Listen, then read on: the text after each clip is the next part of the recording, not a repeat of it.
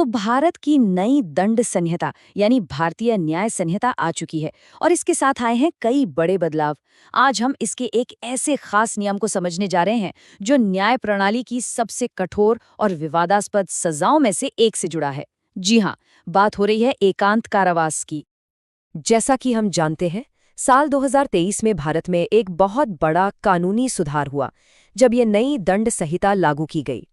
इसने कई पुराने कानूनों की जगह ले ली और बस यहीं से, इसी बदलाव के अंदर से हमारे आज के विश्लेषण की बुनियाद निकलती है।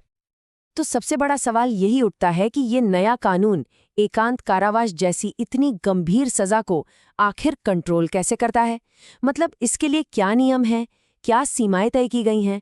चलिए पता लगाते हैं। ठीक है, तो अब इसमें थोड़ा गहराई से उतरते हैं। देखिए, सबसे पहले तो ये समझना जरूरी है कि आखिर ये सजा है किसके लिए, क्योंकि एकांत कारावास हर अपराध या हर अपराधी के लिए एक ऑप्शन बिल्कुल नहीं है।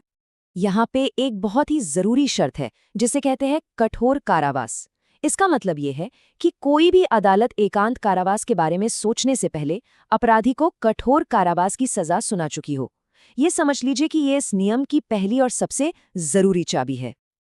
अच्छा, तो शर्त तो समझ आ गई। अब बात करते हैं इसकी मैक्सिमम लिमिट की, क्योंकि कानून इस सजा के कुल समय पर एक बिल्कुल साफ और कह सकते हैं एक हार्ड लिमिट लगाता है, एक ऐसी सीमा जिसे किसी भी हालत में पार नहीं किया जा सकता। देखिए, कानून एक बहुत ही साफ, एक ओवरआर्चिंग लिमिट सेट करता है। और सबसे दिलचस्प बात क्या है पता है? ये सीमा अटल है। मतलब चाहे किसी अपराधी को 10 साल की सजा हुई हो या उम्र कैद, कोई फर्क नहीं पड़ता। एकांत कारावास की जो कुल अवधि है वो इस लिमिट को क्रॉस कर ही नहीं सकती। तो वो अधिकतम सीमा है सिर्फ 3 महीने। जी हाँ, बस 3 महीने। यही इस पूरे नियम का सबसे सबसे महत्वपूर्ण पॉइंट है।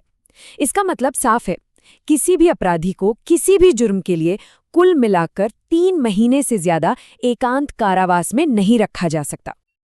लेकिन रुकिए, ये इतना सीधा भी नहीं है, क्योंकि कानून सिर्फ एक अपर लिमिट तय करके नहीं रुक जाता, बल्कि ये सजा की लंबाई के हिसाब से एक टियर्ड सिस्टम यानी एक आनुपातिक प्रणाली भी बनाता है।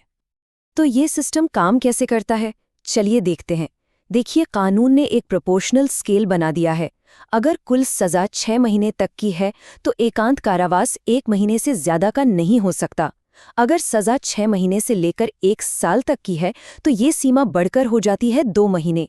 और सिर्फ तब जब सजा 1 साल से ज्यादा हो तभी अदालत उस अधिकतम 3 महीने की लिमिट तक जा सकती है।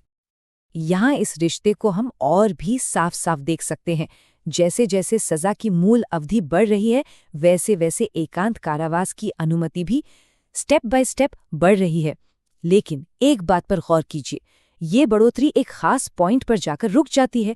और वो पॉइंट क्या है? वही 3 महीने की अंतिम सीमा। तो इन सभी नंबरों का, इन पैमानों का आखिर असल मतलब क्या निकलता है? इन नियमों के पीछे का सिद्धांत क्या है? कानून हमें क्या बताना चाह रहा है? चलिए इस पर एक नजर डालते हैं। तो चलिए इस पूरे नियम को 4 मुख्य बातों में समेट लेते हैं, आसान भाषा में। पहली शर्त, ये सिर्फ और सिर्फ कठोर कारावास पर ही लागू होता है, सिंपल। दूसरी सीमा, कुल अवधि चाहे जो हो जाए 3 महीने से ज्यादा नहीं हो सकती।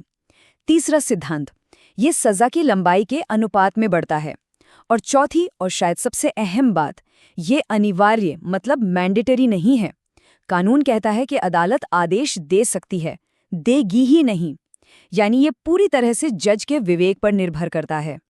तो आखिर में ये एक बहुत बड़ा सोचने वाला सवाल सामने लाता है कि सजा के लिए एक इतना सख्त, एक मैथमेटिकल फॉर्मूला बनाकर ये कानून दंड या पनिशमेंट की भूमिका के बारे में और उसकी सीमाओं के बारे में हमें क्या संकेत दे रहा है।